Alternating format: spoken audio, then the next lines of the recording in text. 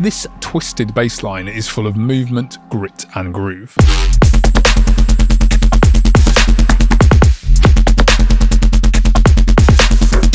Today I'm going to show you how I built it in Serum, starting from the raw tones and shaping the rhythm with distortion and modulation, and stick around to the end to find out how I used automation and effects to bring the mix to life. So this bass is from my track called The Fog. It came out earlier this year on Saturate Records' sister label Sound Museum. So starting with the basic ingredients, the raw tones, I'm going to select analog basic shapes for oscillator A, and I'm going to pitch it down an octave, and that's just a basic low sine for the fundamental. Then for oscillator B, I'm also going to pitch that down an octave, and I'm going to choose digital harmonic series. Now for some top end grit, I'm going to add the noise oscillator. Let's go with the bright white. So that's our three sound sources, and we're going to run these oscillators through distortion. And now when I start sweeping through the harmonic series, you get these kind of aggy, obnoxious bass tones that you hear in bassline house and dubstep, those kind of genres. And this is even more obvious when I vary the level of the harmonics feeding into the drive. So instead of wiggling that knob, let's use an LFO to do that automatically. So something I want to talk about next, I actually made a Cable Guys video on this some time ago. I like to use a single LFO to modulate a whole load of synth parameters. And what that does is gives really complex movement, but it maintains a single groove. So I'm going to use the same LFO to modulate oscillator A's level a bit. And then let's use the same LFO to modulate the noise level here. And just for fun, I'm going to do the same for the filter. And how about the drive amount too? Let's modulate that with the same LFO.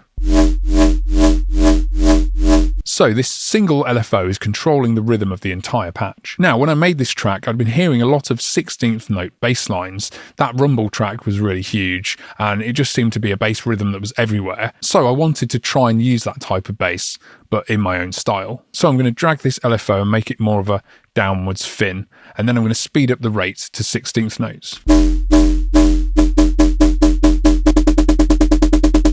So that's how this bass line came to be. And if I sweep the harmonic series, we get this whole range of timbres that can change throughout the track, which we'll see in a bit.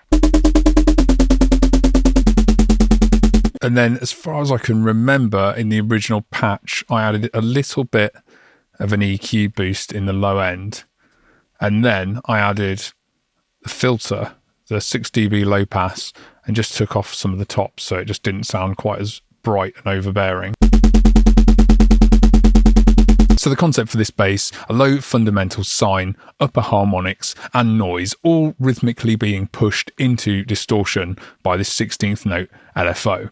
And then changing this wavetable position gives you loads of different tones.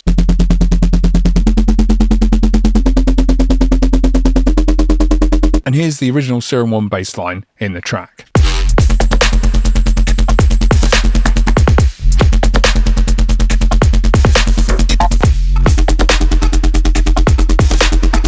I'll show you how I mixed the bass a bit later, but first let's look at how I arranged the bass in the track with automation. So firstly here I'm automating oscillator B's pitch up at the end of every 2 bars. This is quite unusual. I'd normally draw a pitch bend to change the pitch of the entire bass, but I'm only pitching up oscillator B, and it just gave a really cool effect that I ended up sticking with. Another really important parameter I've automated is the wavetable position of oscillator B, as we looked at earlier. So we're adding more harmonics or less harmonics as the track progresses. So the first 8 bars,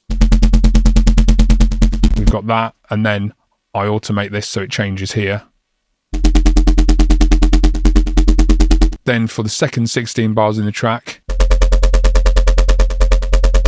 and then for this 8 bars here, what I've done is I've actually automated oscillator B to turn off. So that's just for a sort of a mini build-up cooldown section. For For this next section of the track, I wanted to switch things up. And what I've done is I've automated the LFO smooth here. What that's doing is it's kind of acting a bit like a mix control on the LFO. So when it's at max volume up here, the 16th note isn't really having an effect. It's more of a big drony note. And then I'm automating it down. I'm bringing the 16th in.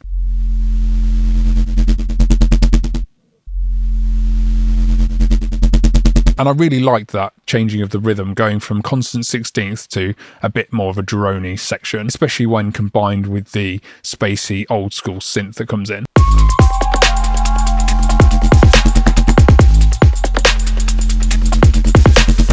And then for this last 16 bars before the breakdown, once again, I've turned off oscillator B. And the reason I did that was to make room for these synth chords that come in. So in the track.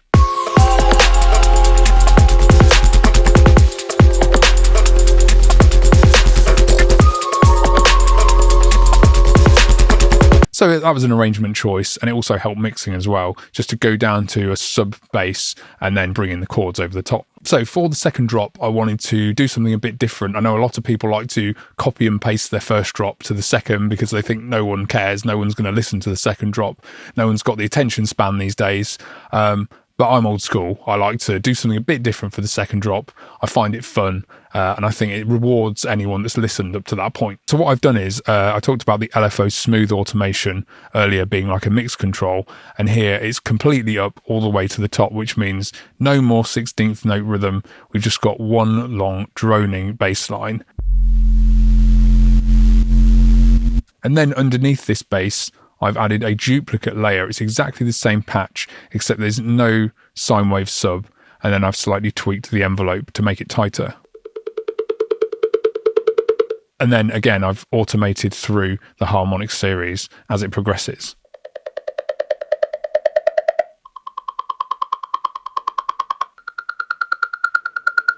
So it's quite a cool switch up for the second drop. Now let's look at the effects I used to help the bass sit in the mix. So first I've got 2 lots of multiband compression evening out the mids. And then after that, I've got mid-range saturation. This is only saturating the mid-range of the sound. Now this might sound a bit counterintuitive, using multiband compression and then saturating after, but I did have a reason for doing this. Because of the automation in the track as the harmonic series changes throughout, the mid-range harmonics, they pop up differently throughout the track. And because they get a bit honky, I wanted to just squash them down with fast multiband. And then afterwards, the saturation is still keeping the level even, it's just driving and helping the mids pop out a bit more afterwards. These effects make a subtle difference, but I like that it takes the bass from sounding a bit honky and a bit dubsteppy, and it just calms the mids down a bit more, but it's still got enough bite. So I'll play the bass at this section of the track when we've automated up to more harmonics. You'll hear how the honkiness is tamed just enough.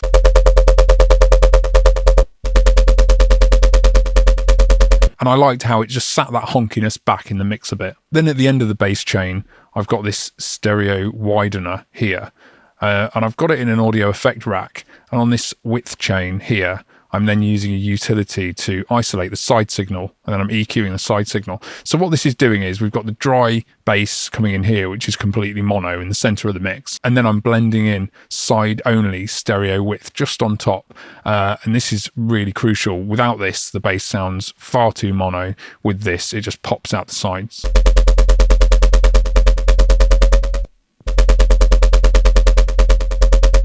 Then on the bass bus, which contains all the different bass sounds in the track, I'm using some dynamic EQ triggered by the snare. And what that's doing is just taking out some of those upper mids when the snare hits to allow the snare to cut through. And then I've got kickstart, ducking all the basses whenever the kick hits. Notice that I've got it at 65% because I wanted a bit of sub to come through. I didn't want 100% ducking. Speaking of the kick drum, I've used some EQ on here. I felt like it had just a little bit too much low end in the kick. It was distracting from the lows of the bass. So I've got an EQ there, and I think I came back later and took out even more lows from the kick drum. So it's still got some knock, but it's allowing the sub bass to dominate the low end. Something else I added on the kick was a room layer from Snapback, just because I thought it sounded too dry and too naked. So this really brings it to life. Now we've looked at the main bass in the track, but I haven't discussed all these extra little wompy noises that come in and out. And these are from this Bloom Bass Impulse instrument. I really like this. It's got some cool bass sounds in here. And I just recorded these in just so I could manipulate the audio in some other parts in the track.